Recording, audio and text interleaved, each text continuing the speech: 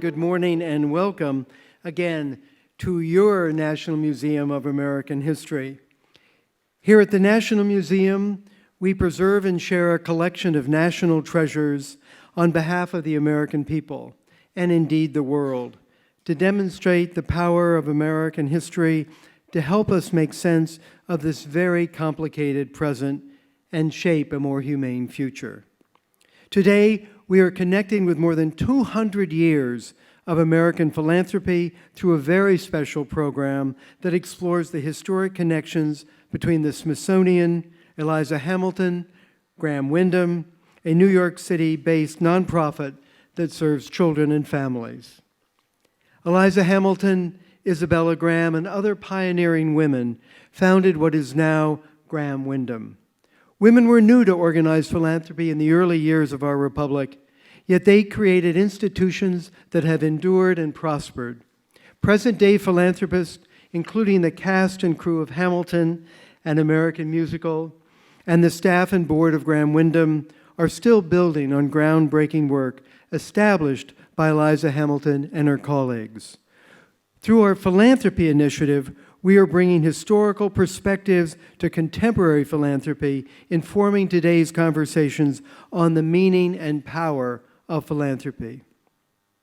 We welcome a distinguished group of guests who are dedicated to shaping a more humane future for all Americans through their commitment to the New York's and the nation's young people. All of you represent the diverse ways Americans have long given talent and treasure to our nation. Thank you all very, very much.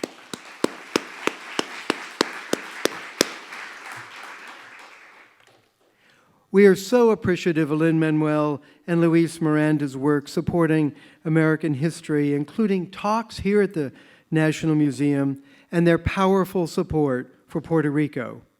Changing flight schedules prevented Luis from being with us today, and we welcome Sarah Miller, Director of Philanthropy and Special Projects from 5000 Broadway Productions, who is here on their behalf.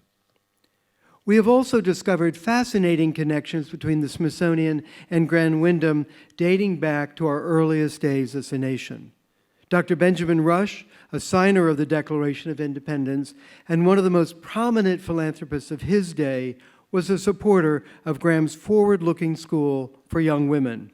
Graham's philanthropic leadership drew on her experience as an educator and included creating pioneering Sunday schools for poor children, a cause Rush also supported.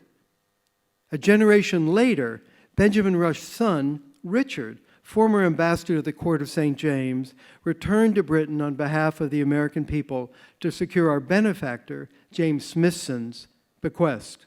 Richard Rush spent 2 years shepherding this remarkable philanthropic gift through the complicated British legal system. And then he personally accompanied the 11 chests of gold sovereigns back to the United States to fund the establishment of the Smithsonian Institution for the increase and diffusion of knowledge. Nearly 2 centuries later, we remember and honor Eliza Hamilton, Isabel Graham, and Benjamin and Richard Rush's shared commitment to philanthropy and the contributions of so many other philanthropic Americans to the forming and reforming of our nation. In many ways, Graham Windham and the Smithsonian are the realization of our founding generation's fervent desire to spread knowledge and create a more humane nation and world. Eliza Hamilton's remarkable contributions to the nation are brought to life in Hamilton, an American musical. We are so appreciative of Hamilton's contributions, igniting the tidal wave of interest in an inclusive American history and the deep personal connections that we all should have with our founders for their ideas and ideals. As the National Museum, we are reinventing the ways we present the most important narratives of America by sharing the fundamental American ideals and ideas that join us together and proclaim our nation's promise. On our first floor, we're exploring innovation and invention. Our recently opened second floor, The Nation We Build Together, explores the power of our democracy and the history of citizen participation, debate, and compromise. and the parallel story of the peopling of our nation. And beginning next year, we will open our third floor and complete the full transformation of the West Wing by exploring how our democracy has shaped a distinctive American culture and our rich music heritage. The heart of our museum is our collection of national treasures and the stories they represent. We are thrilled that these extraordinary objects will help us tell complex stories about philanthropy, theater, art, women's history, and so much more. Now it's my pleasure to welcome Amanda Moniz, the David M. Rubenstein Curator of Philanthropy. Amanda.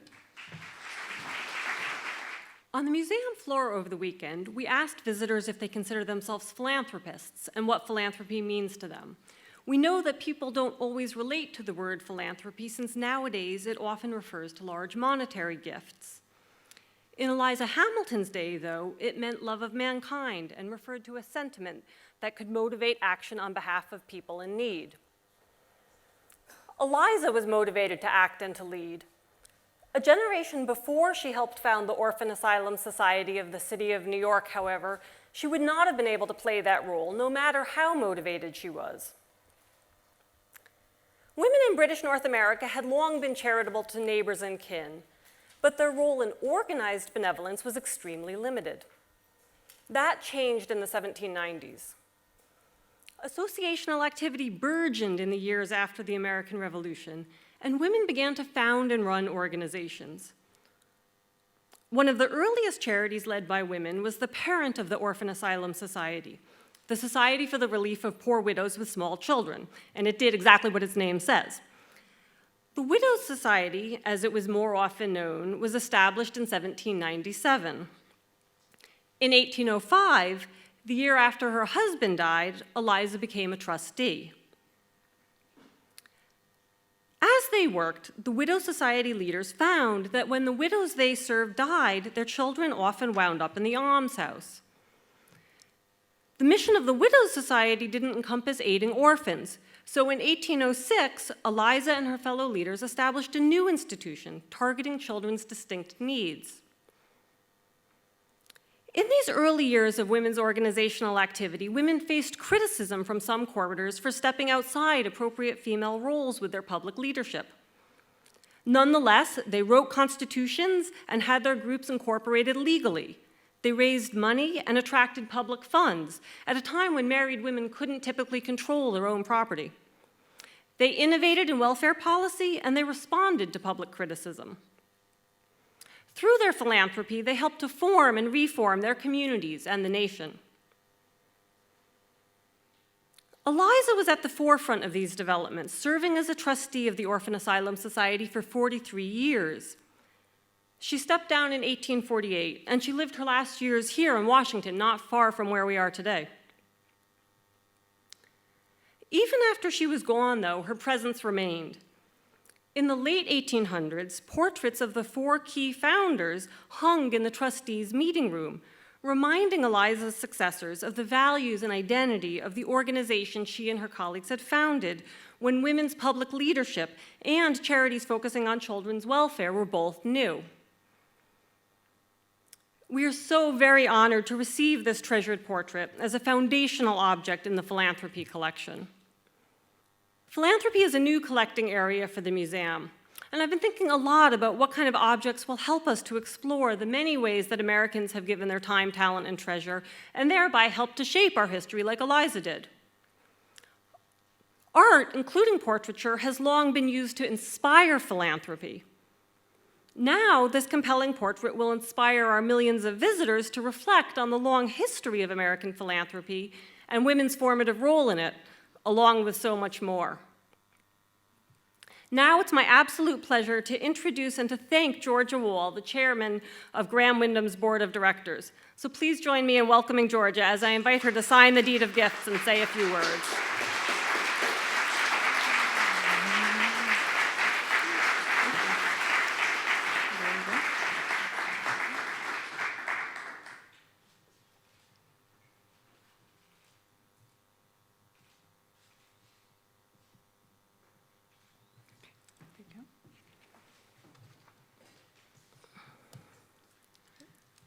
Thank you.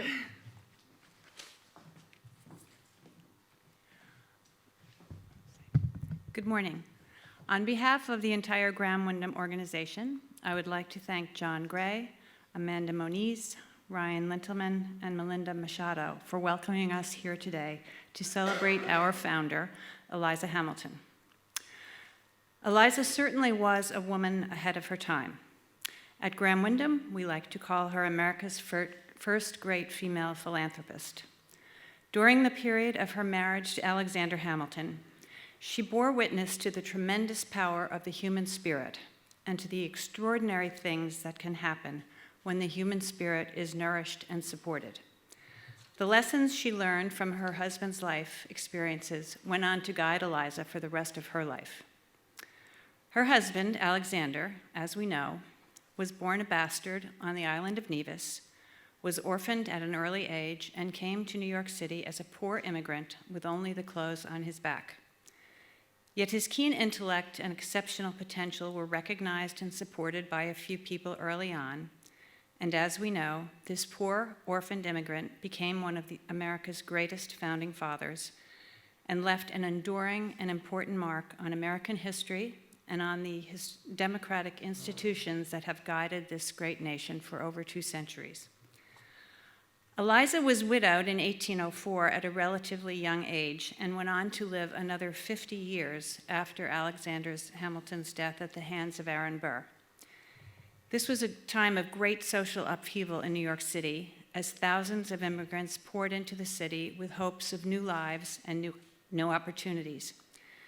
It was also a time when hundreds of impoverished children were left orphaned and homeless.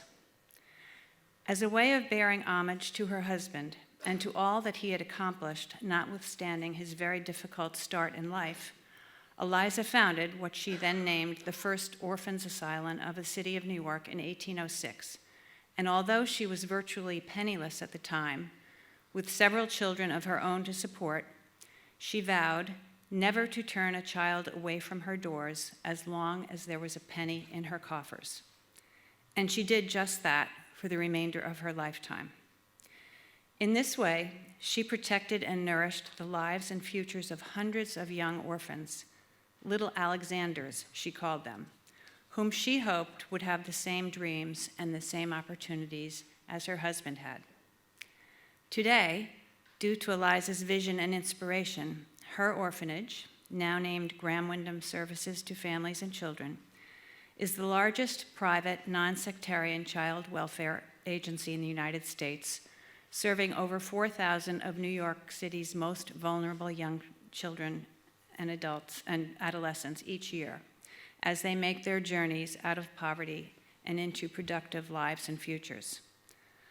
Eliza's vision and her commitment to serving the most at-risk children in the city she loved so much continues to inspire so many 211 years later. We think she would indeed be proud of the life-transforming work that has been done in her name for all of these years.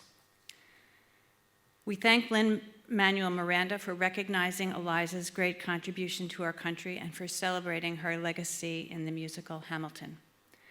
We also thank the Smithsonian National Museum of American History for welcoming Eliza Hamilton into the halls of this most venerable of American institutions and for thereby ensuring that Eliza's great legacy of social responsibility and philanthropy will forever be preserved and celebrated.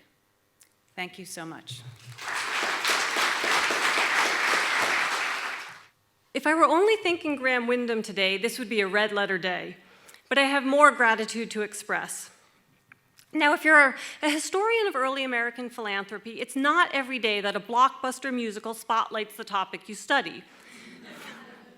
So the final song of Hamilton and the connection between the musical, Graham Windham, and the Eliza Project caught my attention.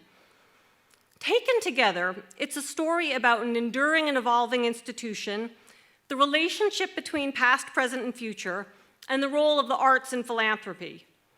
We wanted to capture this full story, and that's been made possible by so many gifts. John Center has provided us with a number of really compelling photographs from the Eliza Project. Marjorie Clark, whose father and grandfather were directors at the Graham School, donated several photographs and other materials from Graham in the mid-1900s, and I'm sorry she's not with us today. Joan Marcus, who's also not with us today, gave us permission to use a photograph from the musical. And Morgan Marcel is sharing her very thoughtful documentary about the Eliza Project with us. A big thank you to all. Now I'm delighted to introduce my colleague Ryan Lintelman, the Entertainment Collection Curator, to talk about another very notable gift. Hi, everyone. It's my honor and pleasure to accept the generous donation of this costume worn by Lin-Manuel Miranda in the original Broadway run of Hamilton, an American musical. The show's incredible success and hold on our imagination is a testament to the creative genius of Lin-Manuel Miranda, producer Jeffrey Seller, costume designer Paul Tazwell, and a talented cast and crew who helped the show bring home 11 Tony Awards, an incredible amount. Hamilton is a perfect example of how the arts and entertainment not only reflect our history, but also shape our national conversations, playing a vital role in our democracy. In the museum's entertainment collection, it will join objects that reach the level of national treasure, like the shackles worn by Kunta Kinte in Roots, the Bunker's chairs from All in the Family, and costumes from Rent and Wicked, to name just a few. Many of the shows represented in the collections challenge us to think more deeply about our history and what it means to be an American, which is what this museum is all about. Of course, today we're celebrating the arts and philanthropy. Another noteworthy costume in our theater collection was worn by acclaimed actress Charlotte Cushman as Cardinal Wolsey in benefit performances during the Civil War, evidence of American theater's long history of philanthropy. So as we're reflecting on the musical that reminds us of the importance of who tells your story, I'd like to thank Jeffrey Seller, Sarah Lisa Miller, and the rest of the Hamilton family for giving the National Museum of American History this opportunity to tell their story. Thank you. Ryan, thank you very much.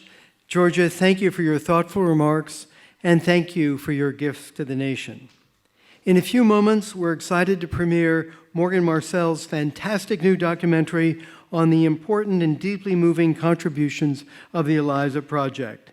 And then we'll host a panel discussion connecting 200 years of American philanthropy. But first, let's take some photos with the objects that we've gotten and the people who've donated them to us. And I think Melinda is going to sort of orchestrate this.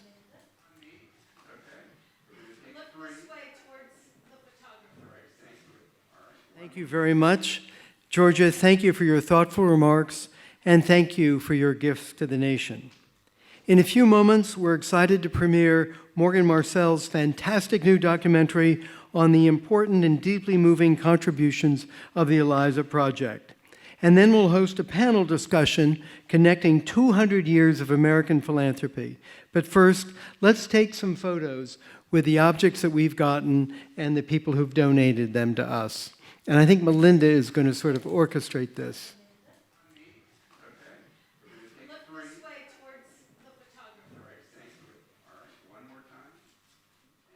One of the aims of the Philanthropy Initiative is to bring historical perspectives to contemporary philanthropy. Today's institutions have histories, as do the challenges they address. I think being mindful about these histories and our role in making history can enhance our participation in giving. So I'm very pleased that Morgan was inspired to make this reflective documentary. Theater helps people put themselves in others' shoes, to feel and imagine others' experiences. For centuries, storytelling in theater, literature, music, and other arts has motivated people to address hardship and injustice. Morgan's film offers us insight into how telling stories led to the Eliza Project, a program to bring arts to Graham Windham's kids. I'm also so very moved that she's given voice to children served by Graham Windham. In the historical record, philanthropy's clients are often silent, but not here. So now I'm delighted to introduce Morgan Marcel, a member of the original Broadway cast of Hamilton, co-founder of the Eliza Project, and now a director. She'll introduce her film. Morgan, welcome. Hello, good morning. I'm so humbled and grateful to be here. Thank you for everyone that made that possible.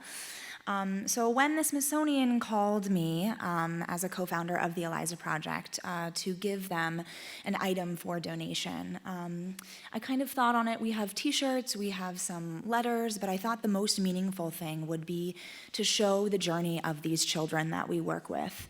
I've always wanted to be a director. I've maybe never had the courage to do it, but like the Eliza Project aims to do, someone told me yes, someone gave me the opportunity and gave me funding to do that. And so I'm so grateful for this 10-minute documentary. It's a short documentary. I think I have footage for an hour. It was very hard to go through it all and sort of edit it out. I hope you enjoy. I know that Philippa Sue sends her regards. She's performing currently in New York and couldn't make it today, but I hope you enjoy the film. Once we realized Hamilton was going to be around for a while, we knew we had to prioritize kids. Lynn told me that the orphanage that Eliza started still existed today, and it was called Graham Windham. It was really exciting for all of us to feel connected to something that was being sung about in the show 8 times a week. Kids have a way of opening up and creating the worlds they want to see, and it's up to us to encourage that and enable it. I always discouraged myself because I didn't think I was that good. Okay, mama, I miss you. I just want to kiss you. I know when I was home, all I did was curse and diss you. But You now never know who the next storyteller is. Maybe one day you guys will see my name somewhere. Paloma Hernandez. Today's a new day. Today's a new day. So I want you to say. So I want you to say. I gotta have it my own.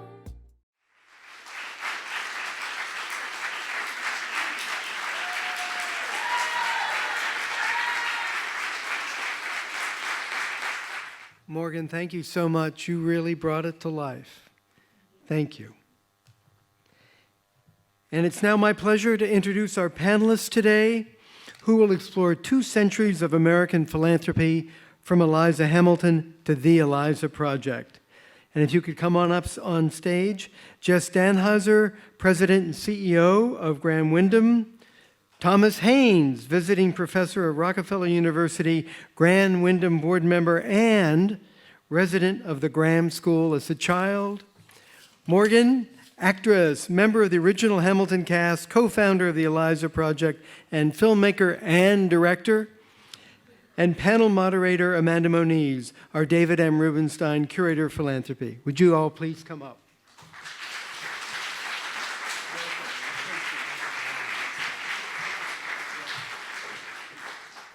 I'm delighted we could all be here for a conversation. As the new curator of philanthropy, I've been spending the year researching, working on exhibitions, and starting to build a collection. A key part of that work has been talking with people about the stories and objects that might go into our national philanthropy collection to capture the breadth and depth of giving that has shaped America. You're each a philanthropist. As a group, you bring experience giving time, talent, and treasure in a wide range of ways. So I'm interested in how you each define American philanthropy, and I'd like to start by having you each address that. So Morgan, could we start with you? For me, I think my relationship with philanthropy has a lot to do with education and furthering the education of the next generation.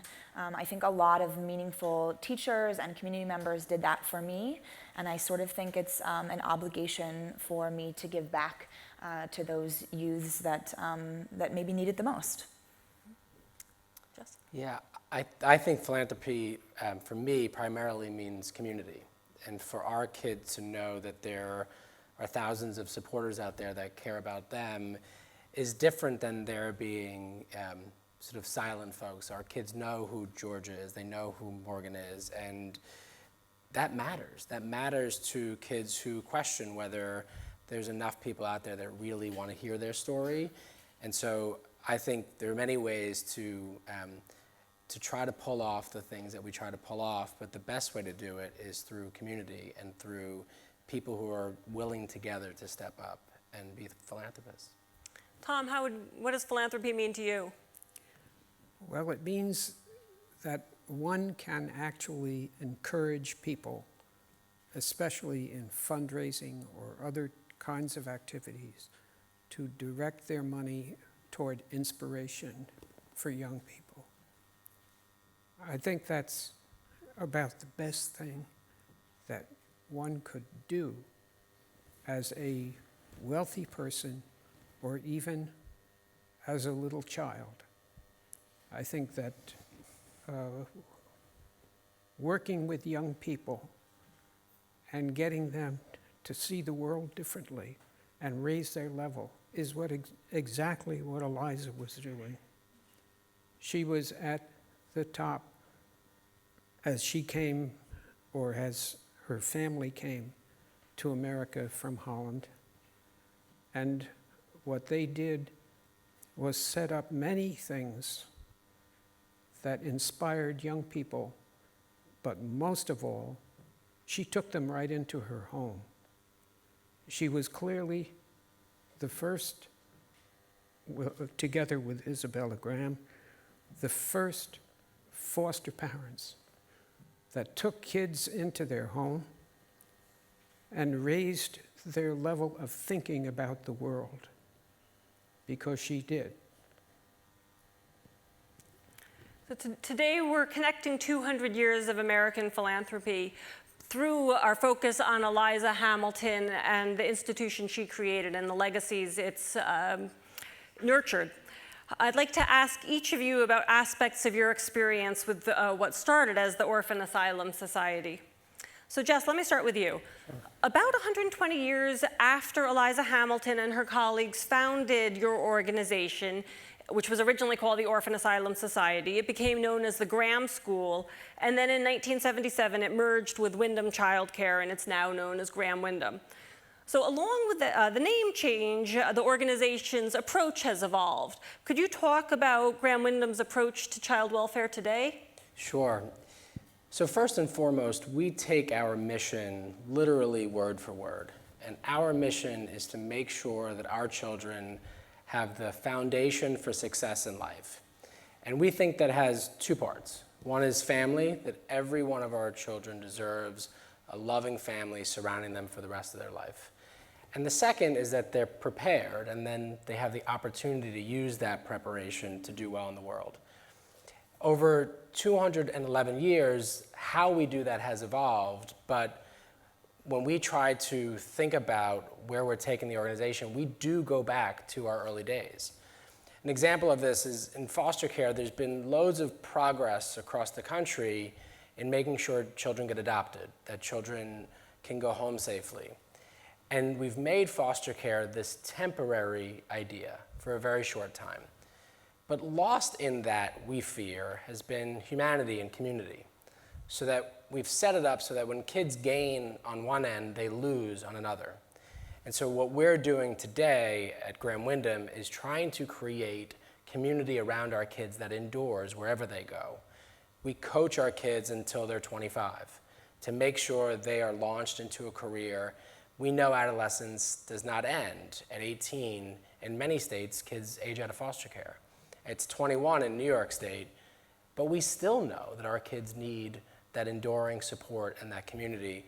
And that is the major contribution we're trying to make to our work locally and nationally, because we've seen over and over again the extraordinary heights our kids can reach when you help them meet these small goals along the way and overcome these very small obstacles. We've had kids want to drop out of college because they'd never been around other kids with so many means, and they didn't have money or a credit card to buy their laundry card.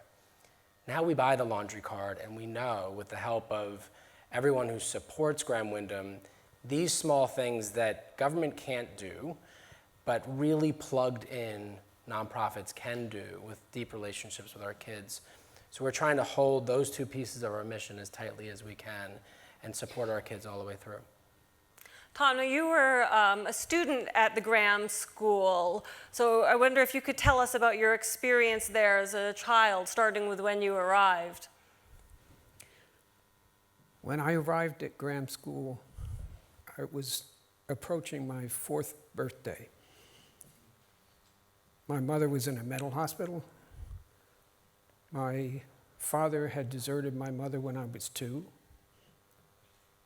And the question was, what are you going to do here? Well, among the things that happened that were surprising, my first memory in life was standing at the Graham School facing the Hudson River, looking at a beautiful sunset over the Palisades across the river. And somebody was holding my hand, and it was the two of us that shared that experience.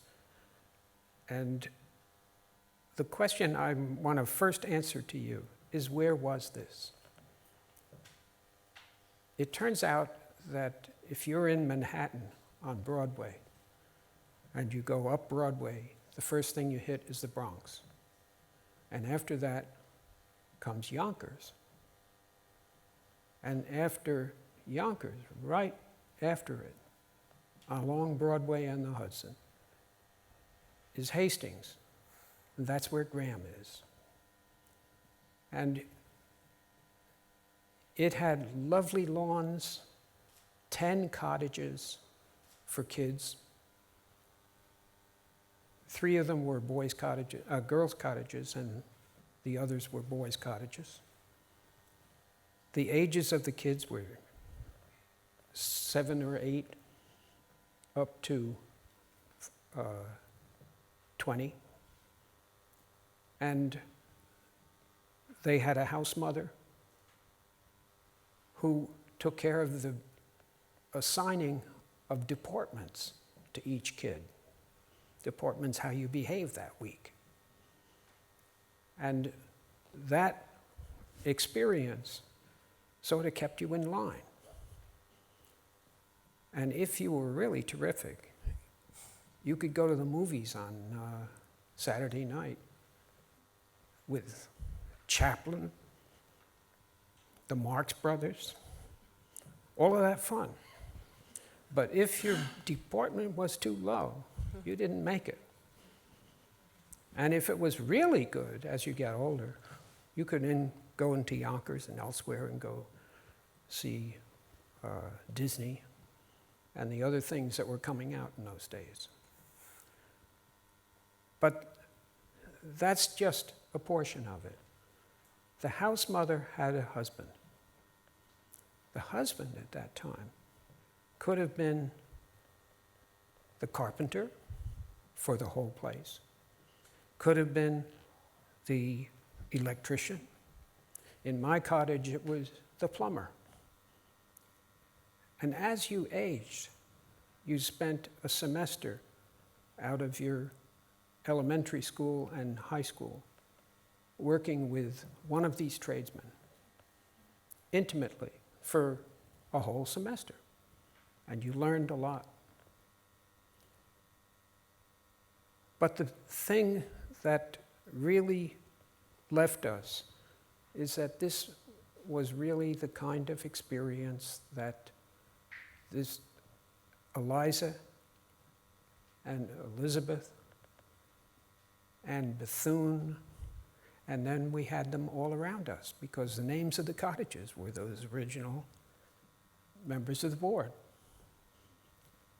And we had a superintendent at that time. And he was a really unusual guy, and I didn't get it until later. Because he was a bird watcher. He knew Roger Chory Peterson. And every New Year's morning at 6 o'clock in the morning, we all went down, or a lot of us did that were interested, to the tip of Manhattan, to Francis Tavern, and met and did a bird watch with Roger Tory Peterson. He's the guy that really changed bird watching. Before him, you had to kill the bird to know you got the right bird. And he started out writing these bird guides. And the bird guides allowed you to look at the habits of the bird, where they were below, where they were above, how they flew, and the features of behavior that allowed you to identify cleanly what it was that you were looking at. What bird? And so those kinds of experiences, a member of the board would take us to Radio City and see the Rockettes do their thing. Or they would give us access to a summer camp out in the forests in Pennsylvania and North New Jersey. And so we really experienced life through philanthropy, but also with each other, and doing not as clever things as Morgan has developed. I don't know. But nonetheless, Cooler than what I just did, I think. I think that Tom's comments really bring out some of the themes that come out in your movie about, well, storytelling. Tom's an excellent storyteller, also community. I want to turn the question now to you. Artists have long played a critical role in raising awareness or raising funds for charitable and reform causes and social activism. I'm curious about when and how in your career you developed a sense that you could use your talents for philanthropic purposes. I mean, I think that has a lot to do with role models, but I think particularly my mom, to be honest. She was very involved in the community always, and she, well, then sort of forced me to do a lot of community service.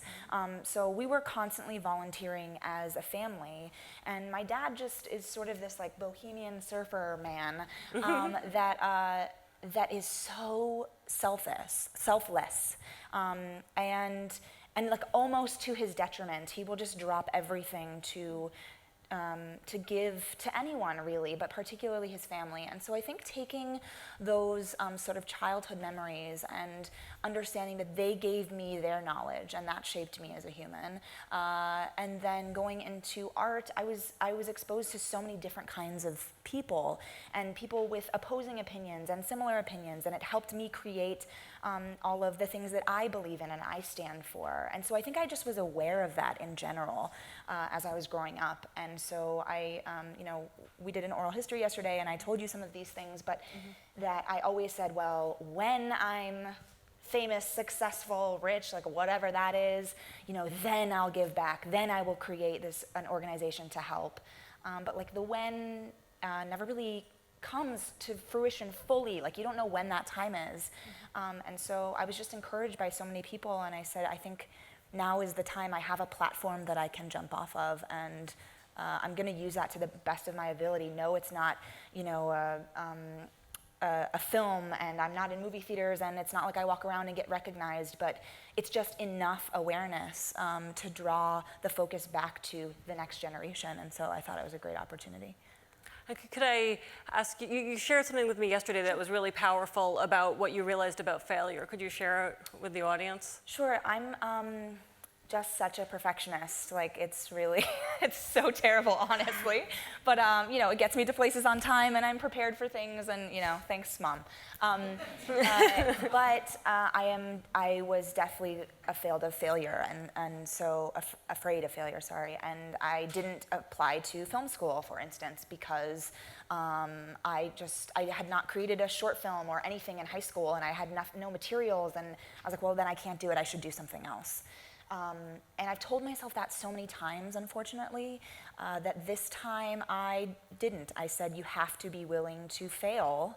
And maybe, the films that Steven Spielberg did when he was a kid were failures then. Like maybe his friends were like, what are you doing? What is that short film that you did? It's weird or something, It could have been a failure then, but he made his way into who he is now. And I just had to be willing to fail. And I think that's part of the beauty of it. And I think that's part of the experience that you've given Graham Windham students with the Eliza Sure. Project. It seems like that. Yeah, an opportunity to do whatever you want. I mean, I think these kids came in and we said, okay, you know, after that clip when Lexi says you're gonna write and rap, one of the kids goes like, I've never written a song, and like I tried once and I failed, and like I don't want to do it.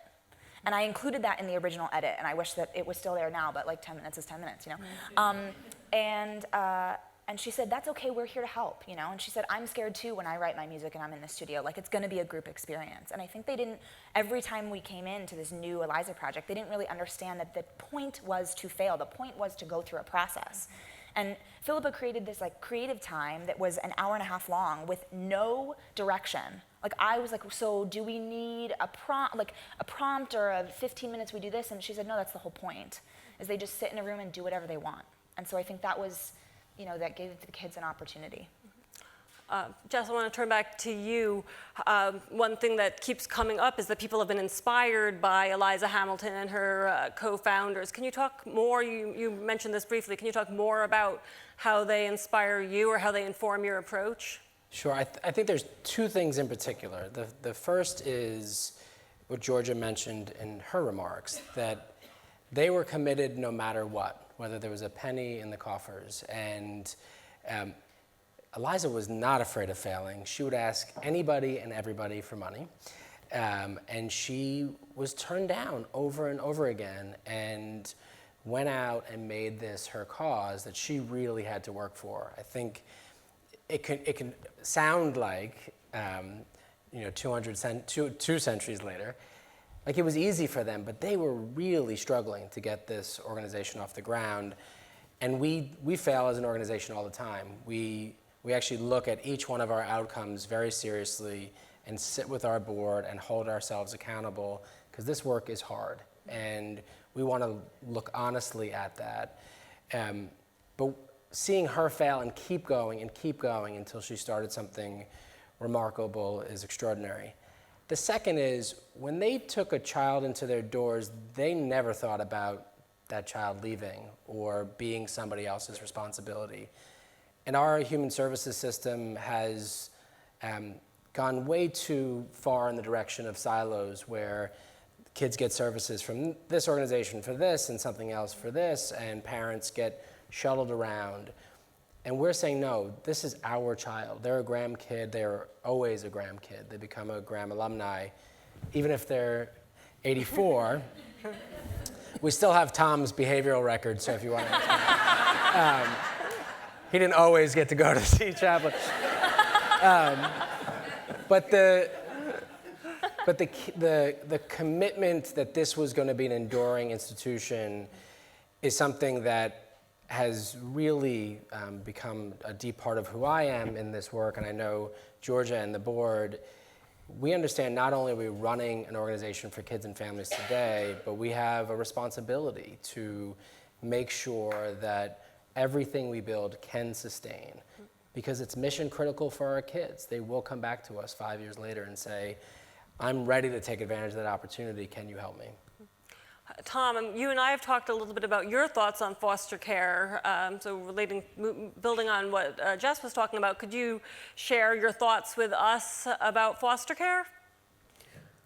Well, it was 62 years later when I came onto the board again. And what I discovered was that too large a portion of the Graham kids were foster care kids. It was changing the whole scene at Graham. And the problems with foster care, I can rattle them off, but it's sad. Because, first of all, it ended on graduation from high school. So a kid would grow up in a family, a poor kid would grow up in a family with not a lot of contact with the world, not much inspiration from the family, but the family feeling was there. But then the parents were getting paid for that. And the more they took on, the more pay they got. And you wonder, what is that all about? Are they doing it because they care about family? Or are they doing it because there's money coming in when there wasn't a lot before? So I think the really wonderful thing that I found when I appeared on the board 10 years ago was Jess. This is a man who really cares and gets involved with the families, with their kids, these foster care families, and really thinks through how cooperative projects, cooperative ways in which the family and the kids can talk with some guidance and develop a program for themselves, but always caring what both parts want. And I think that's a different kind of a direction, but it's not the common thing in foster care. It's quite different in the case of Eliza and Isabella, because they were at the wealthy level, and they could learn from them. As I left Graham, I went to work with a family. But again, I was an employee of the family. And I took care of gardens, formal gardens, lawns, mowing lawns, doing things on order. And then I went into unusual things like working on an automobile factory, producing Chevrolets in Terrytown. And my job was to wax the rear left roof in 1 minute, because another car was coming right along and you had to move on that next car. And so there were times when you have to do things with some discipline and reach out. And then you start to think about what's going on around you, and you see prejudice, you see all kinds of problems, and what can you do about it? And so one of the things that I found when I got to City College, which was free at that time, no charge for anything except the books, and you had to support yourself. But the point is that it really gave you a wonderful feeling that you had done something when you do something. And one of them was to start this medical school in which the poor could go directly into the medical school instead of getting a bachelor's degree first. And then I discovered that that was the case all over the world, except in the United States and Canada. There, you had to go get a bachelor's degree first. So there's all sorts of things you can do in this world to change the foster care system. It's got one more problem. Every state has different laws on foster care. And I think that's a severe problem, because you can't, when somebody is trained in one state, they have to be accepted in another state, which may have different laws and different ways of looking at things. The difference between New York City and Alabama. They're just different ways of looking at the same system, but it's not the same. And I think that's one of the biggest problems that those kinds of things are the biggest problems. You can't dump a kid out of high school onto society and have him get a career. How's that going to happen? Let me turn a question for Morgan. Yes, this is something that's come up now, everyone's touched on, and that resonates with me as a historian of early American philanthropy. You talked about discovering through the Eliza Project how hard organizing the Eliza Project was. And I've read the minutes of a lot of charitable organizations, and this is true. Developing new programs is hard, people fail, they try again, so that really resonates. Could you talk about your work putting the project together? Sure. So as we said in the documentary, it was sort of happenstance that, you know, we were gearing up for sort of the opening of Hamilton, and then I was a swing and a dance captain on the show, so I was doing a lot of work maintaining the show, and it was just like very busy. But in a hallway, you know, I said, "What are you doing for dinner, Pippa? We should get dinner." And she said, "Well, I'm going with these ladies from Grand Windham." I was like, "Oh, isn't that the orphanage? Oh, wait, maybe there are kids that I can help." And that was like literally the beginning nugget of it. And then we went to this dinner and we said, we want to help and we don't really know how. I love, you know, the art of handwriting, and I think like I write letters with my grandma and it really means a lot to me. And so I said, maybe we can do this pen pal thing. Philippa did a lot of the work in terms of getting people, like getting our principal actors together to really inspire these children. She did a lot of that work, and I did a lot of the logistical work, so getting the logo designed, getting the t-shirts to the kids, making sure they were on time, emailing Graham, making sure, you know, those days were okay. And then I did an Eliza project on my own, the second one after Philippa left, and like I did it all by myself. And I was scrambled eggs, to be honest. I mean, it was very hard, and we sort of barely got it done, but in the end, what was beautiful is that that didn't matter. You know, the end presentation was just these children's and these students' journey, and you could see that reflected at the end, that fourth workshop. And so, you know, if someone committed and then dropped out and whatever, none of it really mattered. But it definitely was. It definitely is a lot of work, and I have so much humility from developing the Eliza Project and also this documentary for you know, nonprofit groups that do it all on their own and are successful at it. It's just, I can't believe how much of a rarity it is, and yet we have all of these organizations doing good work. It's kind of amazing. Jess, could you talk about what you've seen kids getting out of the Eliza Project? Sure, and I just want to piggyback on what Morgan had to say. Our kids, for their survival, have incredibly strong authenticity detectors. We could use a different language for it, but we're at the Smithsonian. And what they really cared about, they didn't know that these guys were stars. They learned that later. What they knew was they were there allowing them to be themselves. And it was an extraordinary connection right out of the gate. And so the programming matters, but to Morgan's point, doesn't matter. It's not the point. And our kids understanding that there's people out there who care about who they are, and I think you captured Lin-Manuel's quote so well, that it really, what the kids want is to know that there's a community out there that supports them, that they want to know that people want to understand how they tell their story. And it is true that we read the records of our kids to understand what we need to do to help them, but then we almost try to forget it, because we know what's in that record is their worst day, and nobody should be judged or treated based on their worst day.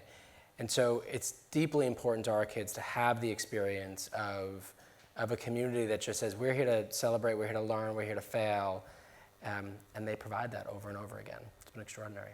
I want to go back to something you said. You were talking about how there are different silos aiding people based on their situation, and that's sort of a challenge. You know, this sort of gets back to the founding of the Orphan Asylum Society. The Widows Society's mission did not encompass aiding orphans for good reasons. Charities have to delimit their work. You can't do everything. So how do you, that seems like there's a tension there. Can you talk about how you wrestle, how you manage that tension? It's a very difficult tension because you have to be mission focused, but at the same time, you need to make sure you're delivering what is truly helpful to folks. And so what we did as an organization about 10 years ago, and this was through the program performance work that we do, McKinsey trained board members who sit with us and help us think through What do we need to do to create excellence in all of our programs? And we decided we're doing too much. And so we turned back about $12.5 million in contracts to run early childhood centers throughout New York City. We were good at it. The city was shocked. The city was upset. And I got a call from a colleague a year later and said, do you regret that you made this choice now that the new mayor has just launched UPK throughout the city and there's millions of dollars rolling in for this type of work? And I said, it's the best decision we've made. And because it allows us to focus, and because we've focused, then we said, all right, we've got this group of families and this group of kids. Let's figure out how to coach them until they're 25. Let's figure out not how to let go of a parent the day her child returns home, which is when funding stops, the moment your child returns home, when it's a really scary moment for a parent who's really trying to do his or her best. So that focus actually allowed us to expand out. And we are a smaller organization that has expanded what we can provide and wrap around our kids. So the experience for any individual child and family is much more robust. But we have to do less in order to be able to do that. Tom, I want to talk a little bit more about your philanthropy, which you alluded to. If you don't know, Tom is one of the founders of the New York City Medical College. I wonder if you could talk about founding that institution. First of all, I want to say that I look at the world more as a scientist than most people, even in science. And what I saw and you can see this from what he just said, when Jess took over our organization and we had our first discussion, I concluded as I walked away that this man is an experimentalist. That he is. You're not only going to go to the movies this weekend, I'm going to take you to a play. But the point is that he saw, I thought, he had just arrived himself at Graham. And I felt he was looking at Graham as a laboratory. What's a laboratory? A place where you do experiments. And that's what I think he was up to when he first arrived. He had come from ACS, and that was the group, the organization within New York that runs all child care. And so I think he saw this as a chance to do experiments to change foster care and a lot of other items that he wanted to improve in what was being done before he arrived there. And he did. And he's still doing it. And when something doesn't work, it's dropped. And when something works, it's strengthened. And I think that's really where we have to be if we're going to improve the whole scene. Meanwhile, I came to City College as a chemistry professor. And I was asked to be a pre-med advisor. I didn't know anything about medicine. I'm a biochemist, and I'm interested in the research. In fact, I went into biochemistry because I think most doctors are confronted by lawyers if they don't do exactly the procedure they have to do, and that's that. And researchers are not. And that way you can actually get something done that's novel and changes what you think is the world. But in any case, what happened was I saw that to get into medical school, you had to have a bachelor's degree. Well, what kind of an inner city kid can go in there and get a bachelor's degree so he can apply to medical school? And the answer is, it's not there. And there's no way they can go to medical school. It knocks out a large fraction of the population. So how do you get around that? Well, the rest of the world was not doing that. The rest of the world was taking them right out of high school and putting them into medical school, except for America and Canada. And so I finally figured out as a biochemist what the problem was. It was biochemistry. What kid can imagine a molecule in their head and work out an improvement in medicine? Just doesn't happen. So what were the rest of the world doing? They were doing anatomy, a cadaver dissection course in anatomy, where you can pick up a filament with a Greek name and attach this Greek name to that Greek name, and that way these words are okay because kids grow with words. That's when my daughter was in a Hunter Elementary School. They asked the parents, what did they think about hiring a scientist for the class or a language teacher? I voted for a language teacher. Okay, because language teachers are coming in at the right time in the kid's life. And science, you can do that in a couple of weeks in the 9th grade when you're finished with elementary school and teach everything that you taught them all the way through in elementary school. And so that's the kind of thing that I thought was necessary, and it worked. I convinced the president of City College, who was a scientist, that this was the way to go, and he agreed and did it. And he was on the scientific advisory committee from the federal government. And so people listened to him, and we managed to persuade medical schools to accept our students and jump into the 3rd year of medical school. And so at that time, that was all that was necessary. We could do the undergraduate part, or what the first 2 years were all about. And so if you poke at things and think about them and find easier ways to get something like that done. We now have a medical school at City College that's graduated thousands of MDs, and they are all over the country, but most of all in New York.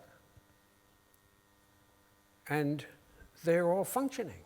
And in fact, they're thinking about creating their own. They have gotten permission from the medical community to grant an MD. And when they set that up, they decided to do it in 4 years instead of the 8 years, 9 years that it would normally take. And so I think that, and we were going to take all of these kids right out of the city. So I think it's if you can make contributions like that, then you're inspiring a lot of other contributions like that. And I encountered along the way a high school student who had gotten so involved with Lin-Manuel's play that she actually made a film for herself in a competition among high school students in America as to what kind of a thing could be done in terms of making, inspiring young people to get involved. And when I went to see the play Hamilton once with my wife, I don't hear very well, I got earphones. And so I whispered to her, "What did he say?" And a group of teenagers were sitting next to us. And they whispered, singing, whispering, just what was said by the last actor. in unison. So I'm convinced Lynn has done more than anybody could in teaching American history.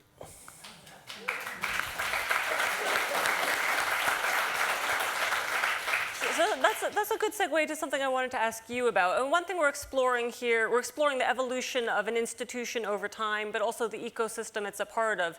You talked yesterday with me a little bit about being inspired by the Educational Hamilton program. I wonder if you could talk about that program and what it's meant to the actors in Hamilton and how it's shaped what you've done. So they actually came about at sort of the same time. I mean, I know that Lynn and the producers and everyone already had this idea. For those of you that don't know, it's called Edugeham, and it's every Wednesday, not every Wednesday matinee, but they do it sort of periodically. They bring in, I don't know if it's like level 1 schools. I don't know exactly what the title, thank you, Title 1 schools. And each kid gets to see the musical for $10. Hamilton. And so they come in, and they also have this coursework that they do where they study these chapters on this time in American history, and then they create their own way of expressing that, and then they get up on the Broadway stage and they perform it for all of these Title I schools and also the actors that come to sort of facilitate that morning. And these actors get up at like 8 a.m. to do this and then do 2 shows. And they're giving part of their time, but the students are like, they're magnificent. Like, they're better sometimes than I think we are at what we do. It's really inspiring. And so knowing that that was going on, I think, and that was sort of with the creators and established and organized, and they had the power to do that. I was like, okay, the Eliza Project is kind of like, it's, you know, little brother or little sister trying to kind of incorporate, you know, legacy into it by working with Graham Windham and fulfilling, hopefully, Eliza's legacy. Can you talk, Jess, about what you've seen students getting out of the Educational Hamilton programs? Because I know you've attended and been involved with that. Yeah. Sarah brought us about a few months ago, and actually just a little tangent. We were in our youth roundtable, which is the group that we bring together regularly to sit and listen to our kids' experience at Graham Windham. They, like Tom, reject conventional wisdom often, and that really helps us grow as an organization. So we're sitting in this youth roundtable, and one of the kids starts to describe what he was proud of. We go around in the beginning and ask, what are you happy about, or what are you proud of?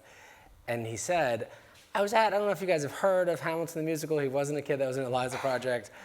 I got to perform on stage with my school recently, and he was beaming. And it's extraordinary. The entire theater is packed with kids, all from different schools.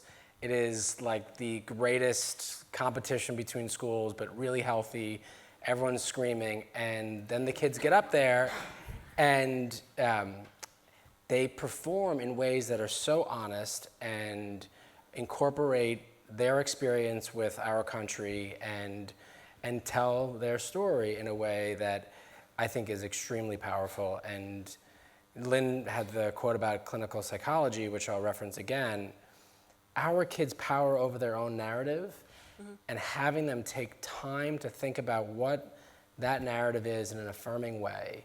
It's the difference between our kids feeling like they are victims who the world hates versus courageous kids who have overcome some of the most extraordinary obstacles. That difference is defining in their life, and I think Edugeham, Eliza Project, all of it is based on giving kids an opportunity to tell their story in a way that includes all they've been through, but comes out the other side in a really affirming way about themselves.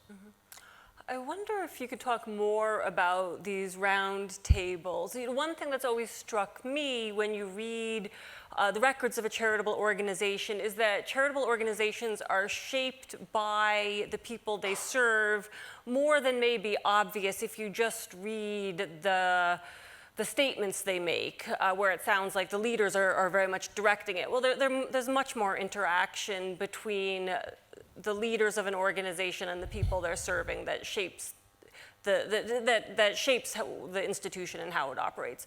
So I wonder if you could just talk a little bit more about what you learned from those youth roundtables. Yeah, and Tom was very generous in his remarks and about me, but the reality is that if it's a lab, it's been one that has had hundreds of scientists in it, and our board, starting with our board and their focus on our mission, all the way to our kids and to our families. So we created a youth roundtable, a parent roundtable, and a foster parent roundtable.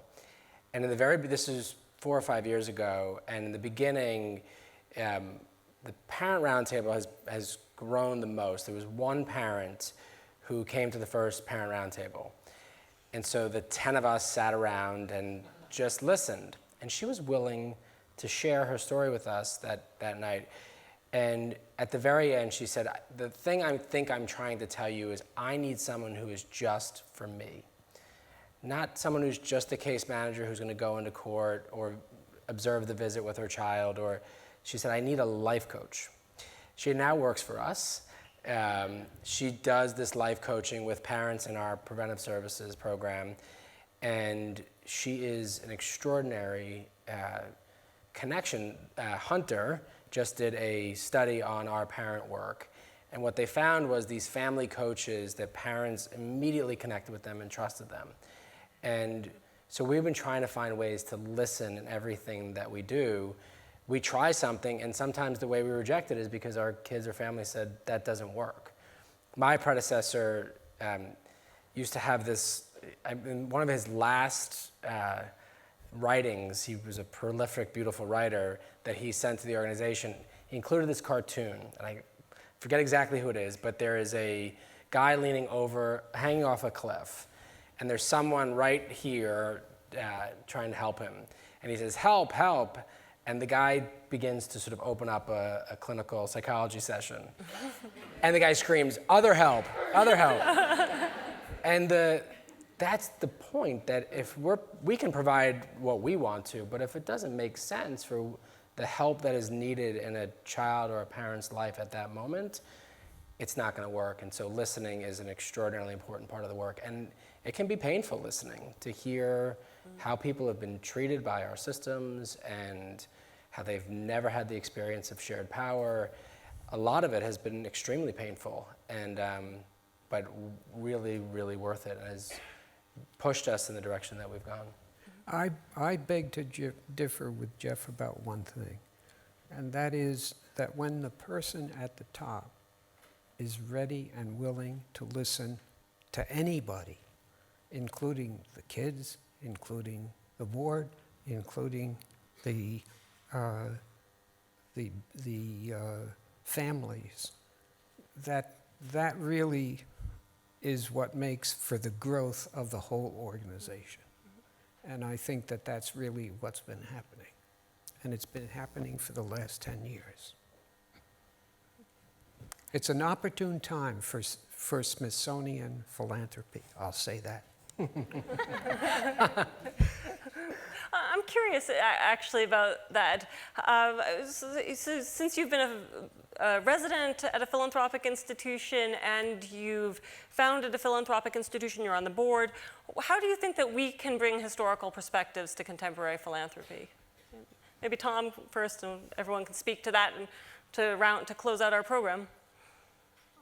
I think what you're saying is that the philanthropy is only a contributor to what a lot of people are doing, and they have to work together to put it together.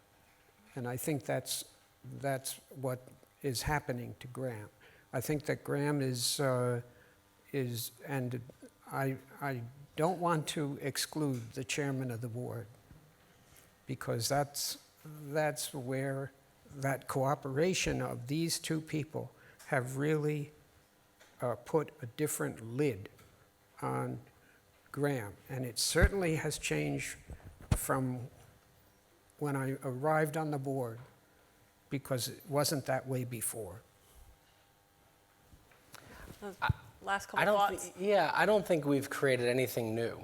I think we've learn from our history, from what others have created, and what folks are telling us.